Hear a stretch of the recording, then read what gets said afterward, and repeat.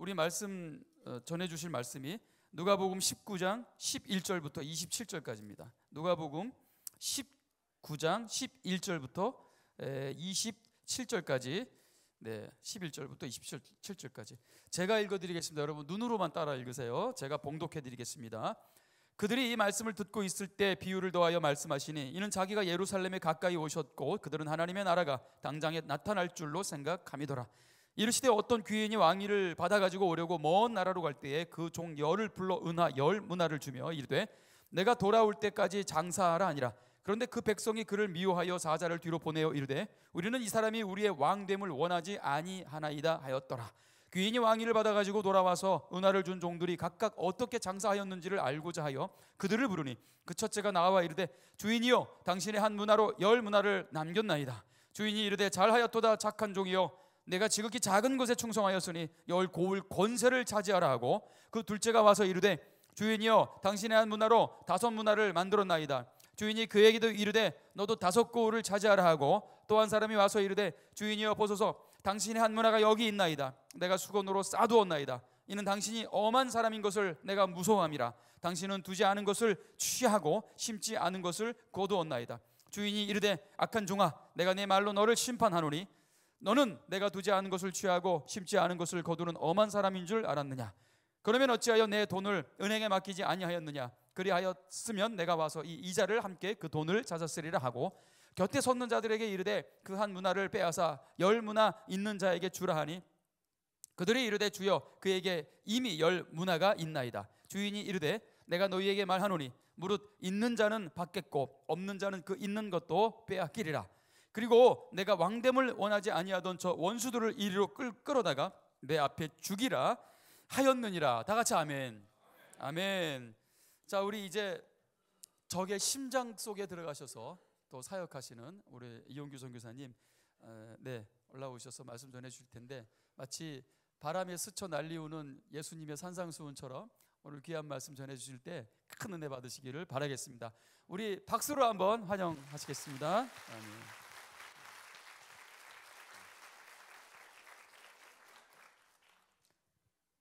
반갑습니다.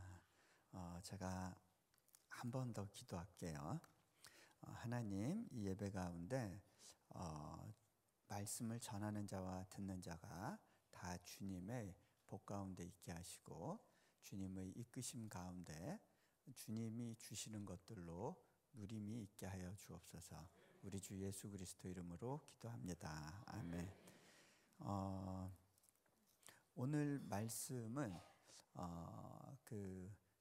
굉장히 중요합니다. 왜 중요하냐면 예수님께서 돌아가시기 직전에 누가복음에서는 마지막으로 앞으로 되어질 일에 대해서 당부 차원에서 하시는 말씀이기 때문입니다.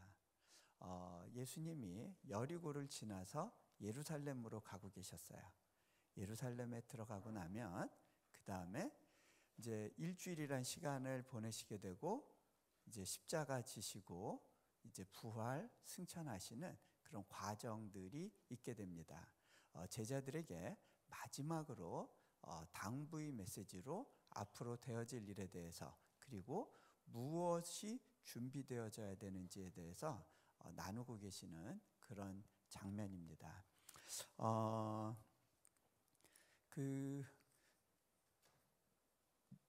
항상 마지막에 있을 일을 바라보고 사는 것은 지혜인 것 같습니다. 저는 좀 이렇게 항상 보면 공부할 때 실력보다는 좀 성적이 좋은 쪽에 들었던 것 같아요. 미안한 얘기지만 제 실력에 비해서는 조금 더 시험을 잘 봤는데 그 이유가 뭐였을까요? 제가 인도네시아에서도 이제 언어 공부를 하게 됐어요. 그 대학교에 들어가서 1년 이제 과정을 수료하는데 제가 말이 느려요. 한국말 느리지만 외국어는 훨씬 느리게 해요. 근데 이제 그 성적 중에 이제 회화 성적이 굉장히 중요한데 그런데요. 저는 중간만 해도 좋겠다 했는데 이제 나중에 성적 나오고 보니까 제가 상당히 높은 성적을 받았어요. 잠깐만 그 얘기를 하면, 하루는 제가 왜 성적에 신경을 쓰게 됐냐면 아주 성적에 자유하면서 살아보자 그런 때가 있었는데, 어느 날 어느 선교사님이 이러는 거예요. 선교사님, 이 언어과정, 국립대학교 언어과정에 그 일본 사람들하고 한국 사람들이 제일 많이 와서 수업을 듣는데 3년째 일본 사람들이 전체 수석을 했다는 거예요, 졸업식에서. 근데 왜 그랬냐? 일본 사람들은요, 그 회사에서 보내주고 나서 그 성적을 인사고과에 반영을 한대요. 거기다가 성적이 우수한 자는 포상으로 토요타 자동차를 한 대씩 준다고. 그러니까 이 사람들은 정말 필사적으로 공부하는데, 한국 분들은 너무 널널하게 공부하니까, 이러다가 우리 인도네시아 교수들이 아무래도 한국 사람보단 일본 사람들이 우수하다고 생각할 것 같아요. 그러면서 저를 딱 보면서, 근데 선교사님을 보니까 이번에 좀 기대해도 되지 않을까요? 그러는 거예요. 제가 엄청 부담이 됐어요. 이게 민족 감정에 호소해서 저한테 얘기를 하니까, 저희 반에 그 뭐 이렇게 일본에서 교수하다 온 분도 있고, 뭐 저널리스트도 있고, 뭐 새파란 뭐 대학생도 있고, 이게 일본 사람들 이번에도 1등 할 것 같은데 싶은데 부담이 만빵이었어요. 근데 결과적으로 그 해 전체 1, 2, 3등을 전부 한국 사람이 했어요. 제가 몇 등인지는 비밀인데요. 근데 제가 제 실력에 비해서는 굉장히 좋은 성적이 나왔어요. 근데 그렇게 나온 이유가 뭐였을까? 간단해요. 저는요, 오랫동안 학교에서 있으면서 가르치는 선생님들의 마음이 읽혔어요. 그분들이 뭐가 중요하다고 이야기하는지 그때마다 저 속에 시험을 위한 힌트가 있다라고 생각을 했어요. 저는 막 무작정 많은 단어를 외운 것도 아니고요, 선생님의 마음을 가지고 시험 문제를 예상하면서 공부했어요. 여러분, 특별히 시험 바로 직전에 선생님이 수업할 때 그때 조는 사람은 바보예요. 그죠? 그 사람은 이제 공부의 의욕을 포기한 사람이에요. 근데 적어도 성적에 관심이 있다면 그 시간에 집중해야 돼요. 그죠? 예수님의 오늘 말씀은 어쩌면 그런 부분인 것 같아요. 마지막 당부시거든요. 자, 근데요, 여기 본문을 보면요, 한 귀인이 먼 나라에 가서 왕위를 받아 갖고 온다는 이야기가 나와요. 자, 귀인이 왕위를 받아 갖고 오는 건 뭘까?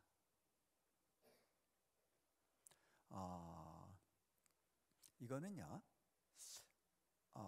그 당시에 그 국제 정세, 그 시대적인 상황을 이해해야 되는데, 고대 근동 지방의 국가 체제는요, 그 정치 질서가 제국 중심이었어요.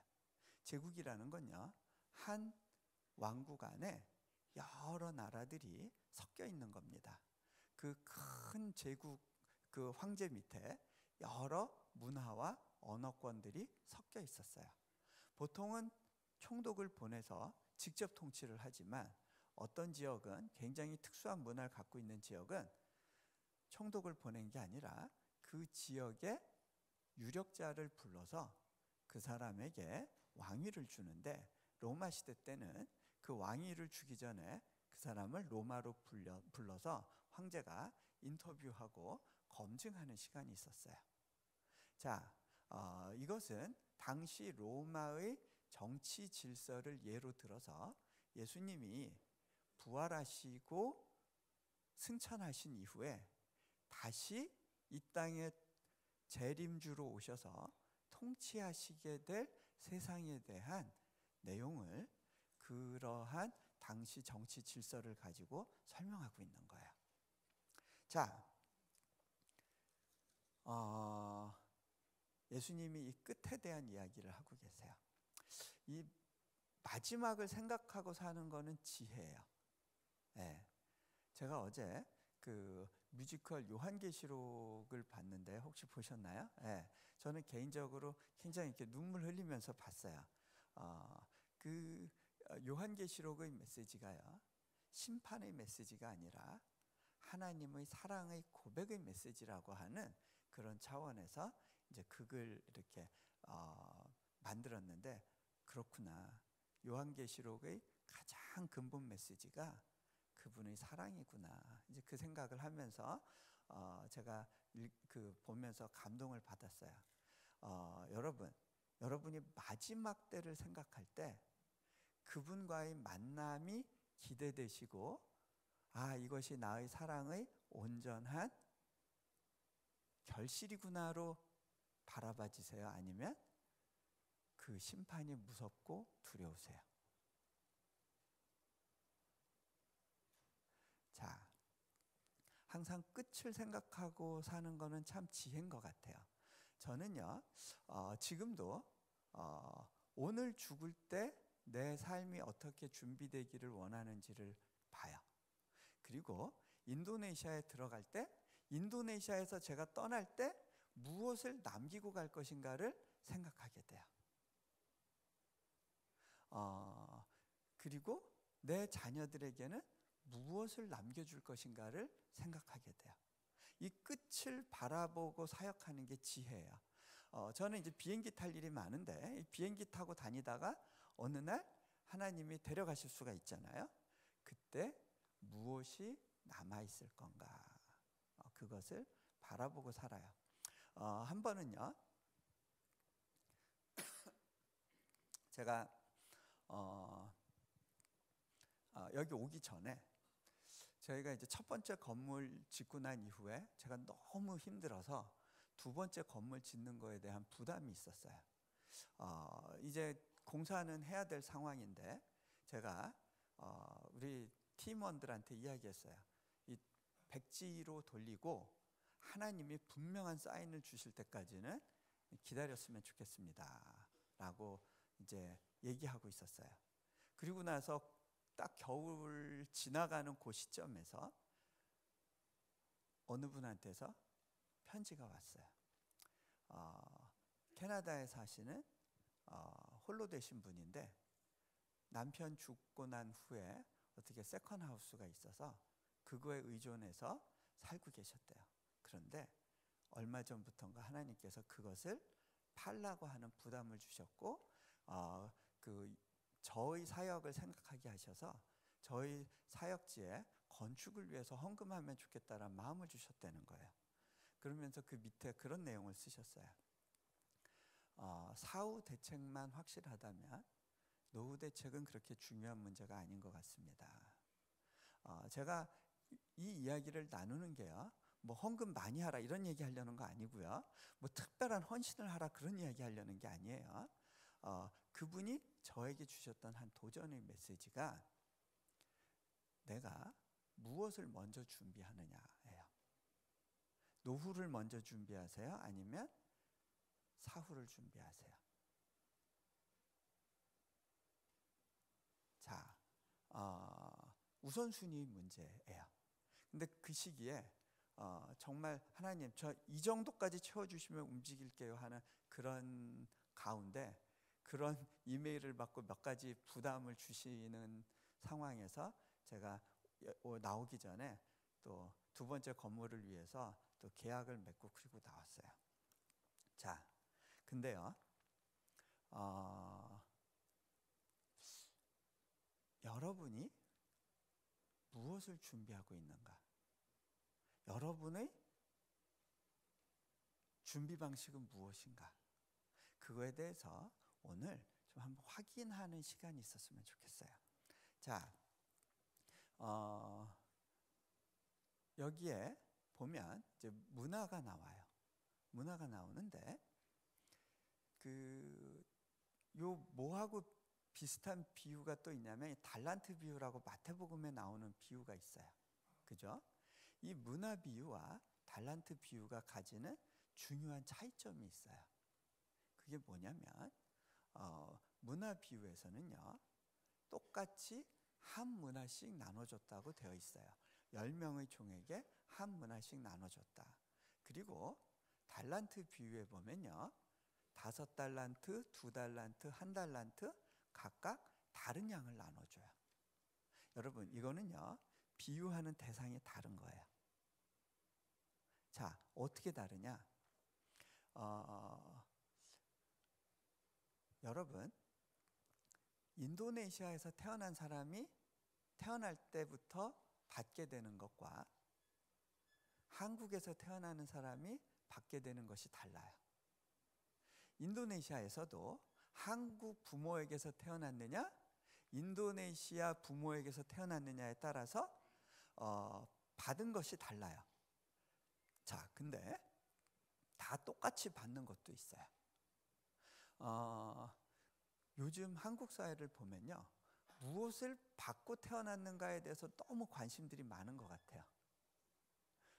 불필요할 정도로 관심이 많다 보니까 그 요즘에 많이 나왔던 이야기가 금수저, 흙수저 이런 이야기. 근데 제가 볼 때 그거는 영적으로 굉장히 불편하게 하는 용어라는 생각이 들어요. 크리스찬들은요, 운명적으로 금수저예요. 왜냐하면 하나님이 특별한 은혜를 입었어요. 그런데 이 땅에서 사는 동안 금수저 행세하고 살면 안 되는 삶이죠. 그죠? 네. 흙수저로의 부르심을 기쁘게 받아들일 수 있는 삶이기도 해요. 근데요,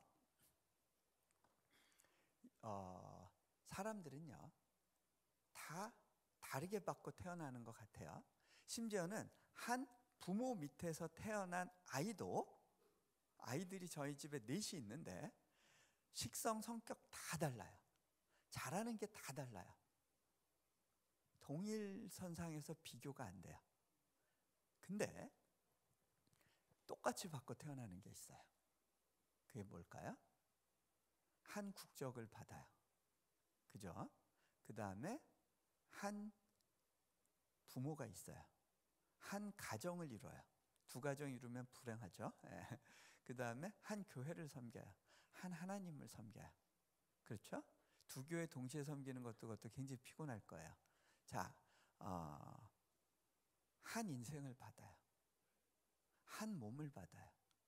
한 은혜를 누려요. 하나씩 받는 것들이 있어요.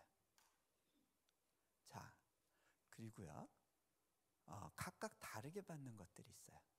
다르게 받는 것이 아마 달란트 비유에 가깝다면 하나씩 받는 것이 문화의 비유에 가깝다고 보시면 될 거예요.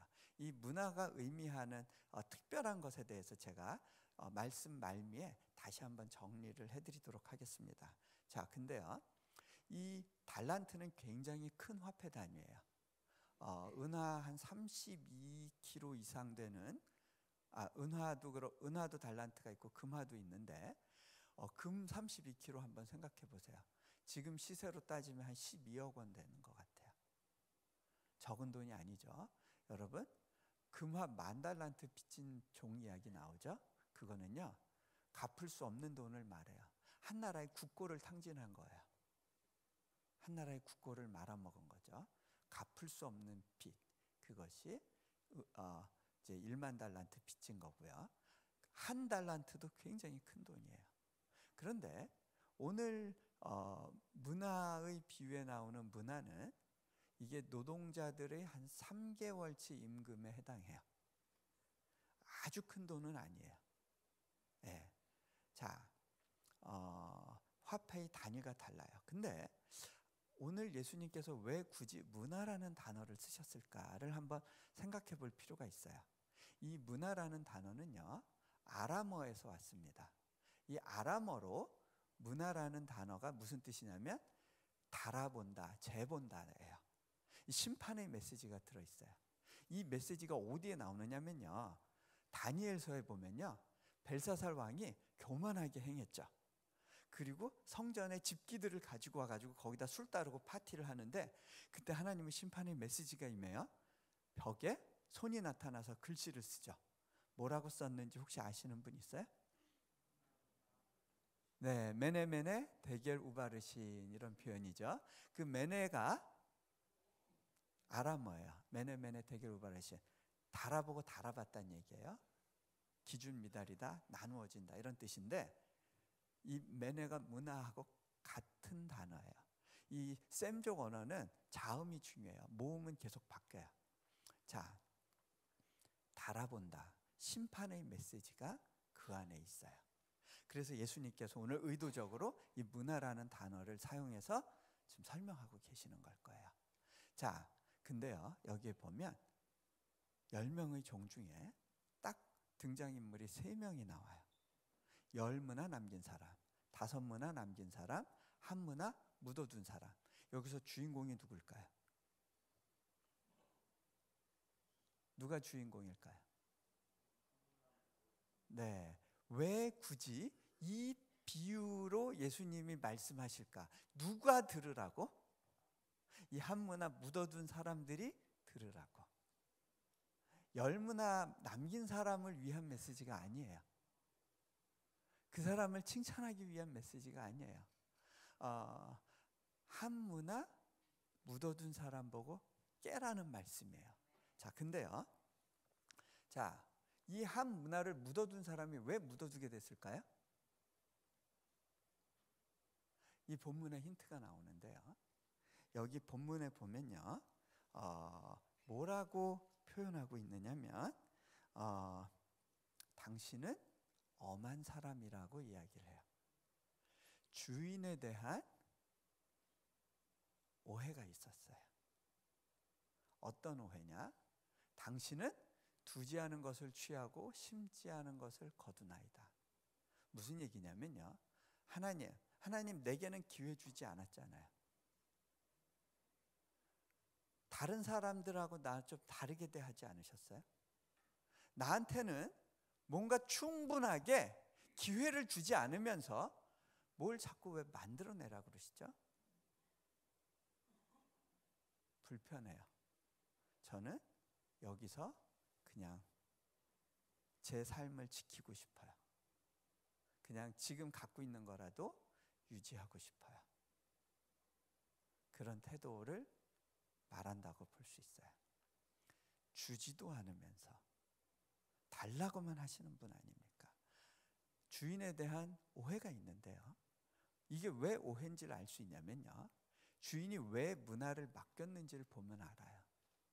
문화를 맡긴 이유가 그래, 니들이 나를 위해서 장사해서 나 부자 되게 만들어라, 그게 아니었어요.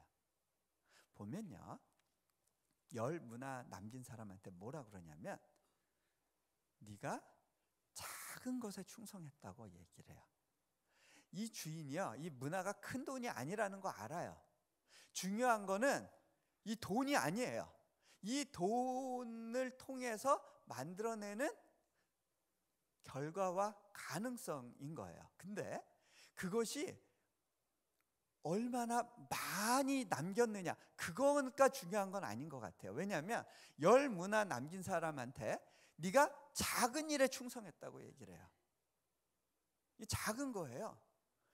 그 진짜 관심이 어디 있냐면, 너 10골 맡길게. 그리고 이 1문화 남은 것도 이 10문화 남긴 사람한테 주라고 그래요.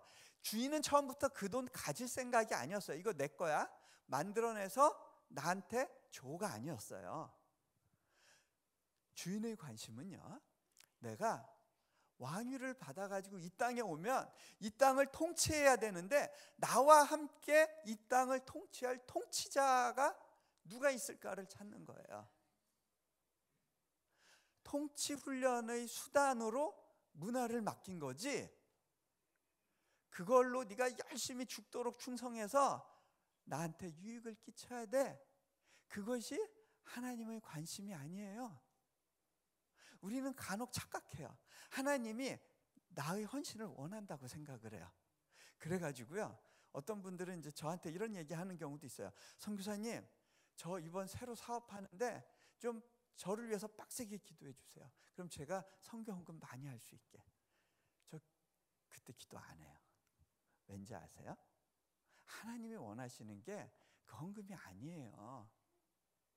하나님이요, 기브 앤 테이크를 원하시는 게 아니거든요. 네가 이만큼 했으니까 내가 이만큼 줄게, 이런 게 아니거든요. 무조건적인 사랑에 대한 우리의 반응이 헌신이 되는 거죠. 우리가 뭘 남긴들 그거는 주인이 볼 때는 작은 거예요.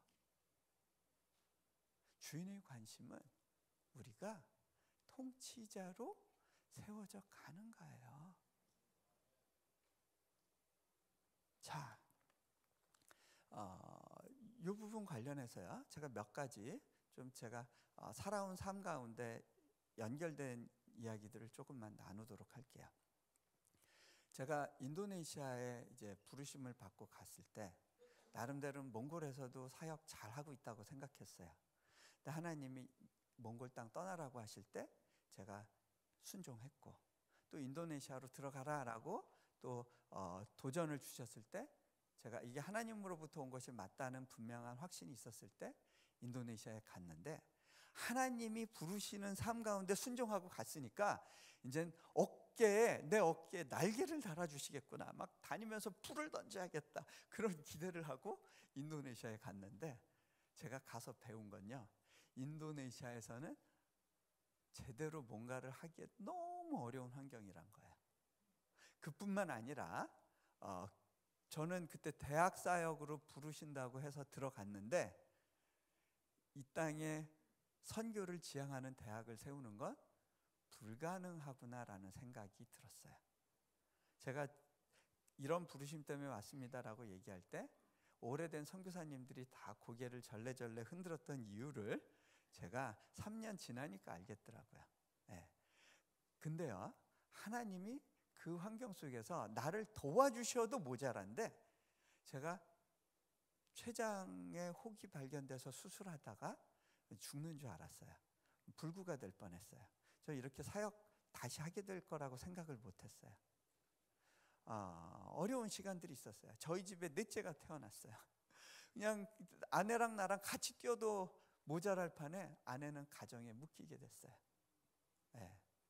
넷째를 키우는 거요, 여러분, 웬만한 사역보다 힘들어요. 네. 네. 차라리 사역이 쉽더라고요. 네.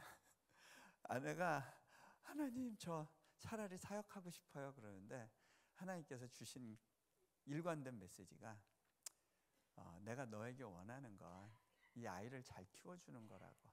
그게 내가 너에게 원하는 가장 중요한 헌신이야. 그런 마음을 주세요. 네. 저희 아내에게는요, 이 4명을 낳아 키우는 게 문화였어요. 네. 자, 누구나가 자기가 받은 문화가 더 힘들다고 느껴요. 그죠? 네. 더 작다고 느껴요. 더 만들어내기 어려운 기회 가운데 몰렸다고 느껴요. 제가 인도네시아에 갔을 때 그렇게 느꼈어요. 여기서는 아무것도 할 수 없겠구나. 그런데요, 더군다나 저희 비자가 연장이 안 됐어요. 그래가지고 제가 한국으로 급하게 쫓겨가야 됐어요. 저희 아이들 보고, 얘들아, 우리 내일부터 너희 학교 못 가고 오늘 짐 싸가지고 바로 나가야 돼. 애들이 충격을 받아요. 내일부터 학교 못 가는 거예요? 그럼 우리 어떻게 해요? 이제 기말고사 봐야 되는데, 좋은 성적 만들어서 좀 이렇게 자랑도 하고 싶고 그랬는데, 우리 이제 기말고사 어떻게 되는 거예요? 저희 둘째 막 울어요. 아빠 때문에 나 학교도 못 가고. 네. 이것들이 공부하기 싫다 그럴 땐 언제고. 네, 그래가지고 그 우는 애들 데리고 이제 한국으로 정처 없이 들어갔어요. 저희 부모님 댁에 있는데, 제가 이제 심란한 얼굴로 들어가니까 그때 이제 얼굴에 이렇게 다 써 있었겠죠. 저희 부모님은 걱정이 되셨겠죠. 연로하신 데다가 저희 아버지는 이제 신앙 연륜이 짧으시니까 자꾸 걱정이 돼서 막 이거저거 물어보세요. 야, 차라리 너 인도네시아 사역 정리하고 차라리 신학교 가서 목회의 길을 가는 게 어떠냐, 막 이런 얘기도 하시고 그래요. 근데 제가 딱 끊었어요. 아버지, 제가 알아서 할 테니까 좀 제발 묻지 마시고 좀 조용히 계셔 주세요. 제가 이렇게 얘기를 했는데 좀 이렇게 짜증이 섞였을지 모르겠어요. 지금 돌아보니까 요즘은요 제가 저를 못 믿어요. 제가 아내한테 편안하게 얘기했다고 생각하는데 왜 짜증내냐요. 네, 누구 말이 맞겠어요? 제 말이 맞아요? 아내 말이 맞아요? 아내 말이 맞아요. 그죠? 네, 그렇게 느낀 사람이 맞아요. 그죠? 네. 자, 근데요 저희 아버지께서 며칠 있다 저한테 그러시더라고요. 너는 뭐 남들한테는 다 뭐 내려놨네 그런 애가 내가 볼 땐 너 뭐 내려놨는지 모르겠다. 여러분 제가 많이 내려놔서 내려놓은 책 쓴 거 아니거든요. 저도 책 제목이 그렇게 붙을지 몰랐어요. 어떻게 하다 보니까 내려놓음을 쓴 어떤 장본인이 돼버려 가지고 많이 내려놓은 것처럼 오해되는 경우들이 있어요. 근데 그렇지 않아요. 자, 같이 내려놓자고 쓴 거예요. 자, 근데요, 제가요, 그때 이제 마음이 이제 계속 낙담 가운데 있었던 것 같아요. 하나님 내게 주신 게 이게 맞는 겁니까? 라고 하는 그런 질문이 있었어요. 그런 가운데 인천의 이쪽 어느 지역에 이제 재개발지구 시장 쪽에 한 작은 개척교회가 있었는데 거기 사모님이 마침 몽골에서 저와 같이 동역하셨던 분이었어요. 제가 그분들을 위로하는 마음으로 그 교회를 가게 됐어요. 근데 그 교회가 시장통에 있다 보니까 2층에 있는 교회인데 1층이 이제 생선 가게였어요. 생선 썩은 냄새가 이렇게 복도에서 쫙 올라오는데 제가 그 냄새를 맡으면서 갑자기 뭉클해지면서 자꾸 몽골 생각이 나는 거예요. 몽골에 옛날에 살던 집, 그 집이 아파트 2층이었는데 1층에 양고기 집이었어요. 그래서 이 복도에서 늘 그 냄새가 뱄던 게 탁 떠오르는 거예요. 그 어두운 복도에. 근데 그러다 보니까 제가 그 한국이나 중국의 공항에 내리면 냄새 맡는 개들이 저를 그렇게 반가워했던 기억이 나요. 제 주변에 모여서 떠날 줄을 모르는. 그러면서 이제 마음이 차분해지면서 이제 예배 처소에 올라가서 뒤에 앉아서 잠깐 기도하는데 몽골에서 제가 섬겼던 이레교회 생각이 나면서 마음이 울컥하더라고요. 그때 기도 가운데요 하나님께서 저에게 아주 전곡을 찌르는 메시지를 던지신다고 느꼈어요. 네가 첫 마음 첫사랑을 잃지 않았니? 요한계시록에서 주신 말씀이죠. 네가 첫 마음을 잃지 않았니? 제가 저를 돌아봤어요. 걸리는 부분이 있었어요. 제가 몽골에서 사역할 때는요 성공해야 된다는 그런 집착이나 부담이 없었어요. 그냥 하루하루 하나님이 주신 은혜로 사는 것만으로도 감사하다고 생각했고 하루하루 하나님을 더 누리길 원했던 것 같아요. 그런데요 인도네시아에 갈 때는요 제가 힘이 많이 들어갔다는 걸 알게 됐어요. 어떤 힘이 들어갔냐면요 내가 좋은 사역의 모델을 만들어야 된다는 거예요. 남들이 주목하고 있다는 거예요. 그 알려진 선교사로서 주목하고 있는 가운데 뭔가 이슬람권 선교의 돌파를 이루어야 된다고 하는 부담을, 하나님이 주신 부담이라기보다 내가 그 진 부담으로 살고 있었던 거를 깨닫게 됐어요. 그런데요 제가 딱 전곡을 찔렸지만 그때 항복을 안 하고요 하나님께 저도 좀 따질 건 따져야겠다고 생각을 했어요.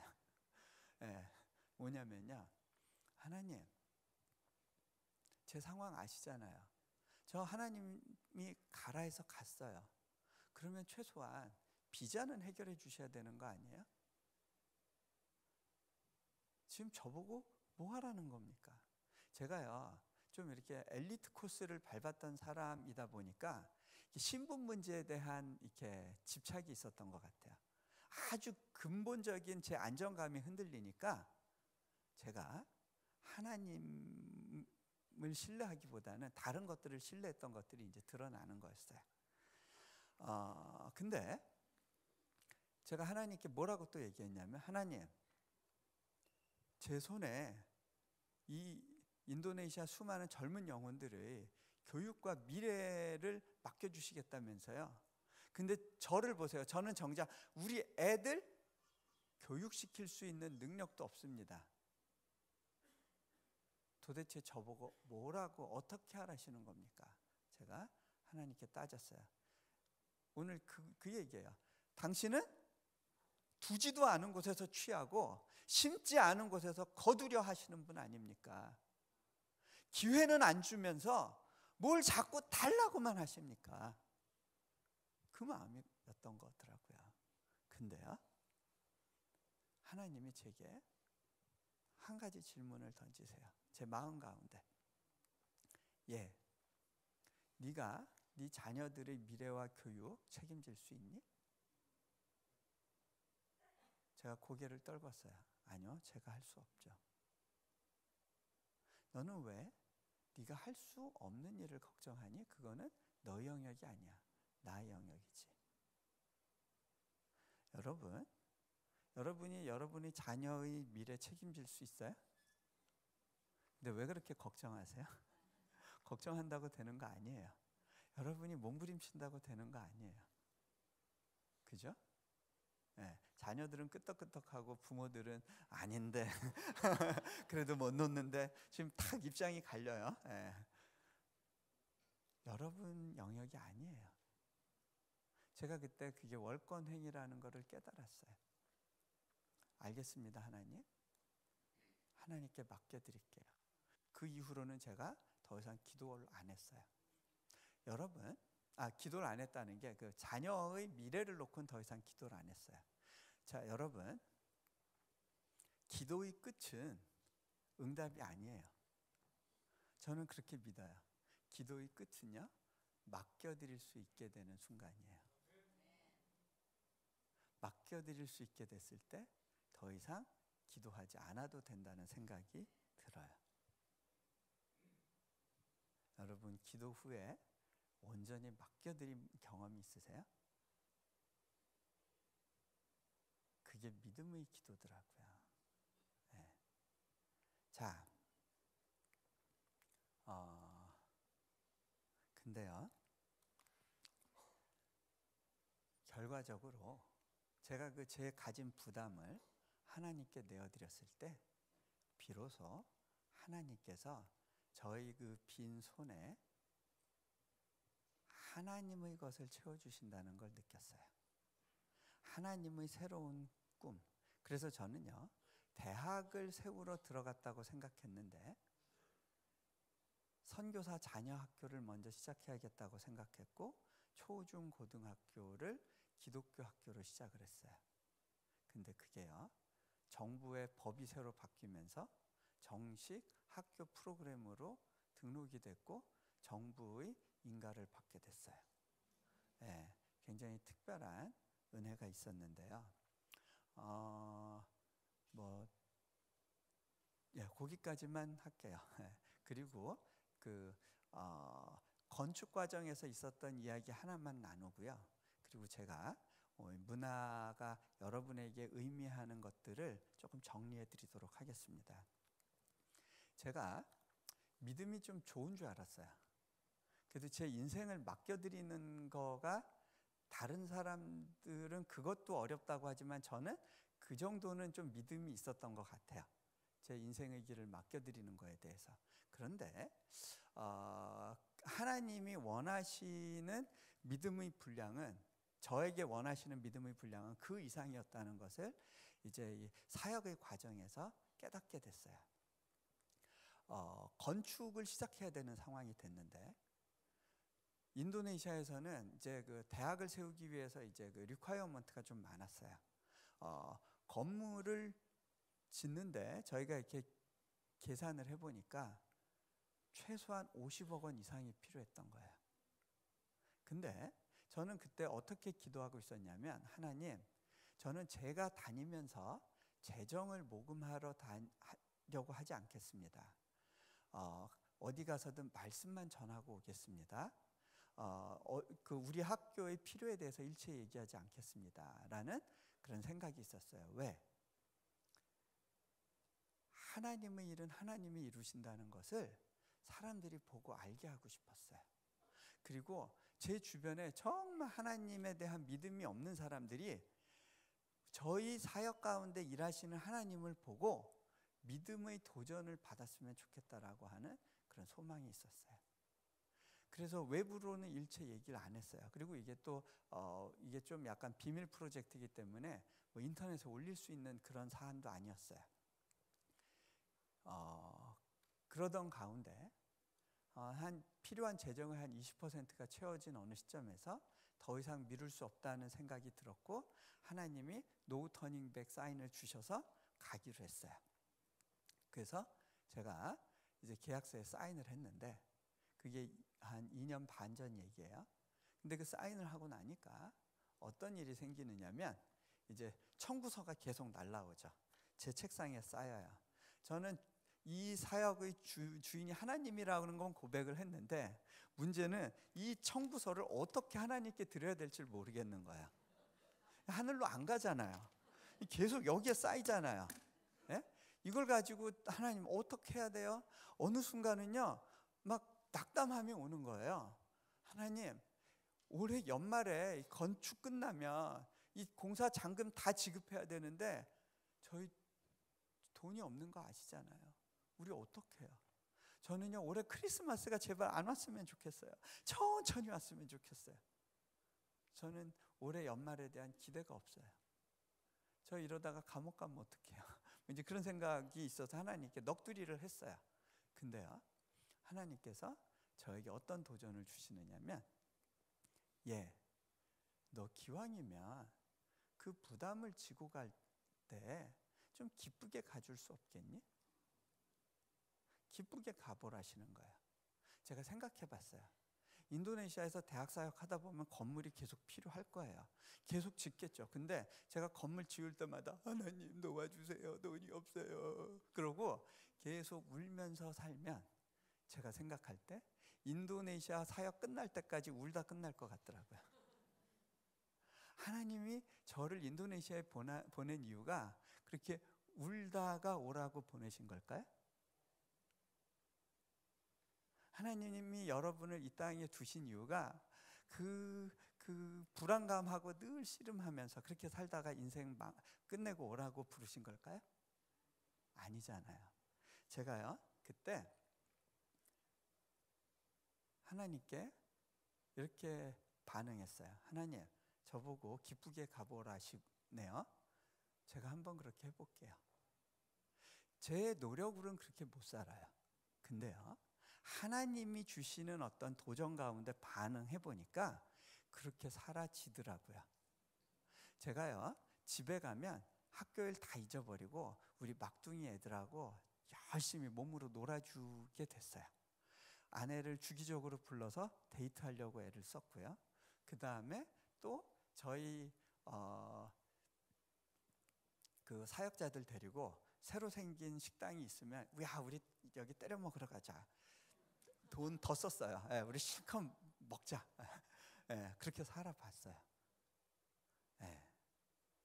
저 얼굴 보세요. 제가 빚에 찌든 얼굴일까요? 여기 사시는 분들보다 제가 좀 더 피부 관리가 되는 것 같죠? 전 피부 관리가 불가능한 환경 속에서 살거든요. 뭐 찍어 바르는 거 할 수가 없어요. 근데 그래도 유지가 되죠. 자, 비결을 많이 물어보시는데 하나님의 은혜예요. 하나님 은혜. 근데요, 은혜 가운데 산다는 게 그런 거예요. 물론 고비가 있고 도전이 있어요. 계속해서 망할 것 같은 순간들이 찾아와요.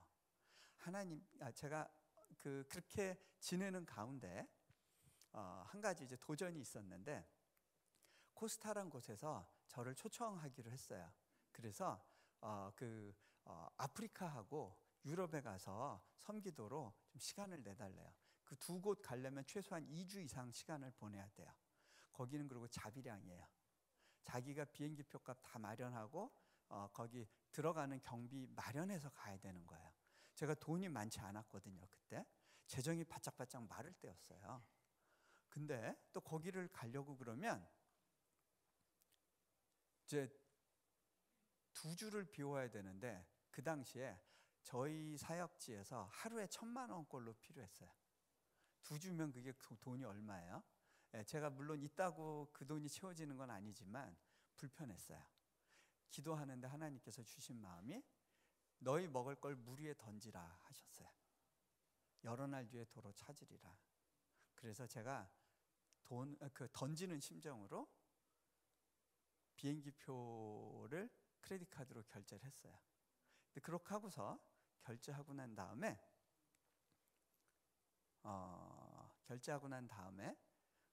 그 돈을 갚아놔야 되잖아요. 그래서 제가 이렇게 저렇게 돈을 끌어서 통장에 메꿔놨어요. 근데 제가 생각 못한 게 있었어요. 한국 통장을 자주 들여다보질 않다 보니까 자동 결제 신청해 놓은 내역들이 있었는데 그걸 제가 모른 거예요. 뭐 핸드폰 비서부터 뭐 이런저런 뭐 보험료 이렇게 결제되는 게 있는데 그거를 깜빡한 거예요. 그럼 이제 시간이 지나면 마이너스가 되는 상황이죠. 근데 마이너스가 되면 저에게 문제가 생겨요. 어떤 문제냐면요, 제가 내려놓은 책에서도 고백했던 게, 하나님께서 제가 하나님과 동행하는 삶을 살고 난 이후로 제 재정을 한 번도 마이너스 통장을 만드신 적이 없다는 그런 간증이 있었어요. 한 번도 마이너스로 만들지 않고 필요를 따라 공급해 주시는 하나님에 대한 저희 신앙 고백이 있었는데, 이제 그게 이제 거짓말 이렇게 되는 거죠. 근데 그게 제가 알았으면 어떻게도 무리해서라도 채워놨을 텐데 그렇게 못했어요. 시간이 지나버렸어요. 저는 모르고 시간이 지난 이후에 한국 계좌 열어볼 일이 있어서 열어봤는데 크레딧 카드 결제액을 보고 처음에 긴장했어요. 이렇게 큰 액수이 큰일 났다. 네, 제가 너무 놀라서 어떻게 됐지? 마이너스네? 그러고 밑을 봤는데 잔고가 플러스예요. 이상하다? 이 통장은 아는 사람이 별로 없는데, 돈 들어올 데가 없는데, 천사가 넣어준 것도 아닐 거고 어떻게 된 거야 하고 제가 위로 거슬러 올라가서 봤어요. 그랬는데 제가 크레딧 카드 결제되는 그 직전에 어디선가 돈이 입금이 됐어. 어디서 입금이 됐을까요? 제가 궁금했어요. 이게 정체가 뭐지? 생각해 보니까 신한계라는 한 잡지사에서 저한테 원고 청탁을 했는데 제가 거절해야 될 상황이라고 느껴서 정중하게 거절을 했다고 생각했는데 그게 꿈결에 한 거예요. 잠결에. 그때 그래 그렇게 이렇게 써서 보내야지. 그러고 잊고 있었어요. 마감일이 돼가지고 거기서 연락이 왔어요. 선교사님 원고 어떻게 됐어요? 제가 아이고 싶어가지고 그날 밤에 잠을 안 자면서 울면서 글을 써서 보내준 적이 있었는데 그게 원고료가 그날 들어온 거예요. 제가 그걸 보고요 얼마나 웃음이 나오는지, 하나님이 주신 사인이라고 느꼈어요. 제가 막 웃으면서 하나님, 제 개인 계정을 굉장히 특별하게 관리해 주시네요. 하나님, 저희 건축 계좌도 관리해 주시는 거 맞죠? 그러고 웃었어요. 그리고 아프리카 가 있었을 때 미국의 한 집사님한테서 연락이 왔어요. 아주 가까운 사이는 아니었는데 저를 위해서 계속 기도하라는 마음을 주셔서 기도하던 중에 재정을 보내야 된다는 그런 부담이 왔대요. 집을 살려고 모아놓은 돈이 있었는데 그때는 이제 집을 위한 돈이었다는 얘기는 안 하고 저한테 뭐라고 물어보셨냐면, 이 숫자가 어떤 의미인지 모르겠는데 선교사님 혹시 113만 불 필요하세요? 따져보니까 한 13억 원 되는 돈이에요. 제가 예, 그 돈 필요했어요 하고 답을 보냈더니 그 재정이 들어오는데, 그 재정이 들어오고 보니까 딱 앞으로 남은 액수가 10억 원 정도 남았어요. 근데 제 안에 어떤 마음이 생기냐면 그래 이제 이거면 되는 거야? 제가 간땡이가 부었죠. 10억 원이 작은 돈이 아니잖아요. 근데 이거면 되는 거야? 왜 그렇게 바뀌었을까요? 저는요 원래 서생 출신이에요. 공부하던 먹물들은요 이렇게 계산이 안 나오면 못 움직여요. 딱딱 맞아 떨어져야 안심하고 가거든요. 근데 저는 그렇게 안심할 상황에 있어 본 적이 없어요. 항상 계산이 안 나오는 곳에 가 있었어요. 그러면서 하나님께서 저를 다리 찢기를 시키시는 거예요. 뱁새 황새 만들기 프로젝트예요. 그러니까 그 이제 10억 원의 재정을 보면서 아, 하나님이 채우시겠구나라고 하는 믿음의 반응을 이제 할 수 있게 되는 거예요.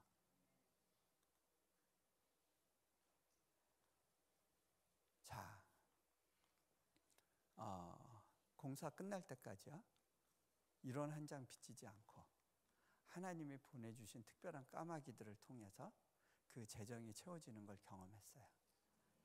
네, 하여간 그 놀라운 역사하심을 계속 보고 있어요. 근데요, 그 이유가 뭘까요? 하나님이 건축하시는데 특별한 취미가 있으셔서 절 이렇게 시키시는 걸까요? 그렇지 않아요. 그죠? 제가 하늘나라 갈 때 건물 들고 올라갈 수 있나요? 제가 하늘나라 올라갈 때 제가 했던 사역 리스트 쫙 적고 그 다음에 제가 썼던 책 이런 거 들고 하나님 이거 보세요 하고 들고 갈 수 있을까요? 그런 건 못 들고 가요. 그런데요, 들고 갈 수 있는 게 있더라고요. 여러분, 뭐 들고 갈 수 있는지 아세요? 하나님이 주신 부담 가운데 그것과 씨름하면서 거기서 경험한 하나님, 그 하나님과 나만의 특별한 추억과 사연, 그건요 하늘나라 갖고 가는 거예요. 그리고 그 과정에서 변화된 나의 성품. 저희 아내가 그러더라고요. 당신이나 나나 선교진 나와서 너무 큰 복을 받았다고. 제일 큰 복이 뭐냐고 물어봤어요. 당신이 옛날보다 훨씬 좋은 사람이 됐다는 거. 아내가 그렇게 얘기하면 그건 축복이더라고요. 그렇죠? 여러분, 그 사역이 제가 하나님께 받은 문화더라고요. 여러분이 받은 문화가 뭔지를 정리하고 말씀을 마무리할게요. 여러분이 받은 문화. 여러분이 이 인생을 살다 보면요, 정말 해도 너무한다, 사방이 막혔어, 도망갈 길이 없어 라고 느껴지는 그런 순간에 반드시 있게 됩니다. 이거는 패키지입니다. 여러분, 그거 피해가려고 하지 마세요. 내 인생에 쉬운 길만 있을지어다 빨리 그 인생 정리하는 게 나아요. 여러분, 자녀들을 위해서 기도할 때 이 모든 고생은 내가 다 도맡아 할 테니까 우리 애들은 고속도로를 달리게 해주세요. 그거요, 자녀들한테 비극이에요. 교통사고 납니다. 대형 사고 납니다. 그게 우리 목표가 되면 안 돼요. 여러분이 편안한 삶, 험하지 않은 삶 살 생각이 있으시면요, 빨리 이 바닥에서 정리하시는 게 나아요. 딴 길 찾으시는 게 훨씬 건강해요. 왜냐면요, 하나님께서 우리를 성장시킬 수 있는 가장 중요한 도구 중에 하나가 고난이에요. 이스라엘 민족을 훈련시킬 때 하나님이 쓸 수 있는 유일한 카드가 고난이었어요. 광야길이었어요. 광야길에서 하나님이 주고자 하는 메시지는 하나였어요. 뭐냐면 하루 벌어 하루 사는 삶. 만나를 이틀치 거두지 못하게 했어요. 그게 뭐예요? 하늘의 오직 하루로 주시는 그 은혜 가운데 살아가는 법을 배우게 하시는 거예요. 그런데요, 그게 지나면 가나안으로 가지만요, 가나안에서 뭔가를 계획해 놓을 수 있죠. 하지만 이 가나안에서도 있는 주기적인 어려움들이 있어요. 그 어려움들은 뭐냐면요, 이런 거예요. 여러분들이 딴 건 다 괜찮은데 이거 하나 때문에 너무 힘들다 하고 눈물 짓게 하는 뭔가가 있을 거예요. 이거 하나 때문에 너무 괴롭고 힘들어요. 울고 싶어요. 마음이 너무 아파요 하는 거 있어요. 그게요, 남편 문제일 수도 있고 자녀 문제일 수도 있고요, 해도 안 되는 성공 문제일 수도 있고요, 교회 안에 있는 문제일 수도 있고요, 시어머니 문제일 수도 있고요. 하나님 이것 때문에 너무 아파요 하는 한 문제가 있을 거예요. 여러분, 그게 바로 여러분의 문화예요.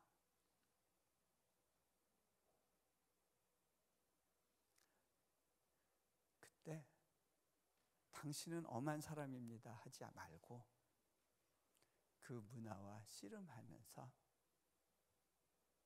통치 훈련 가운데 우리를 초청하시는 그분을 경험하셔야 돼요. 자, 같이 기도합니다.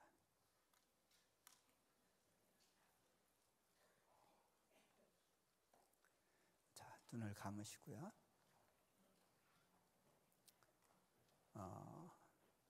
하나님을 믿고 사는 삶 가운데 왜 이럴까? 이게 끝이 아닐까? 하나님, 왜 내 기대와는 다르게 이렇게 어렵고 힘든 일들이 벌어져야 되죠? 하나님 내게 공평하지 않으신 것 같아요. 왜 내게는 더 많은 짐을 주시는 것 같고 더 어려운 환경을 주시는 것 같고 뭔가 기회조차 기대할 수 없을 것 같은 그런 상황으로 도대체 언제까지 기다리게 하시는 겁니까? 눈물 짓게 하는 그런 시간대를 지날 수도 있을 겁니다. 근데요, 하나님이 갖고 계신 계획이 있어요. 네가 나와 통치 훈련 가운데 있기를 원한다. 내가 너를 더 변화시켜 주고 싶어. 정말 아름다운 모습으로 내가 이 땅을 다시 통치하게 된 그 순간 나의 마음을 가지고 통치할 수 있는 그 통치자로 서기 위해서는 지금 너에게 주어진 그 문화 가운데서 씨름해 보지 않겠니? 얼마를 남기는가가 중요한 게 아니고 네가 거기서 나의 마음을 만나는 거야. 주님께서 그렇게 초청하십니다.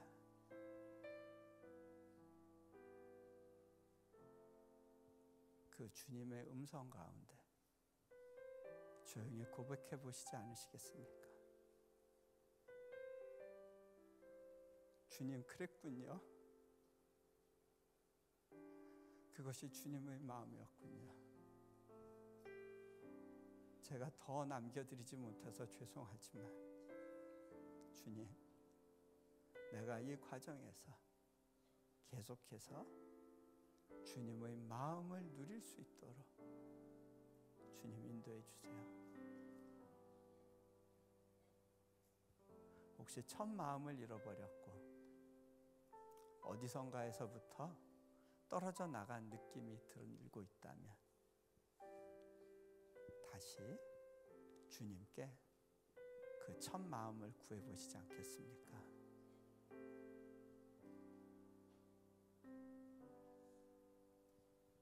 제가 기도합니다. 하나님,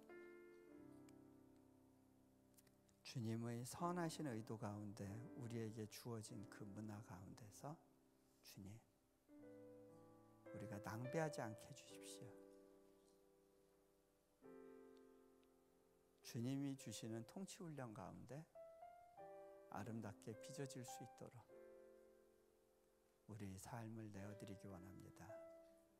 우리 주 예수 그리스도 이름으로 기도합니다. 아멘.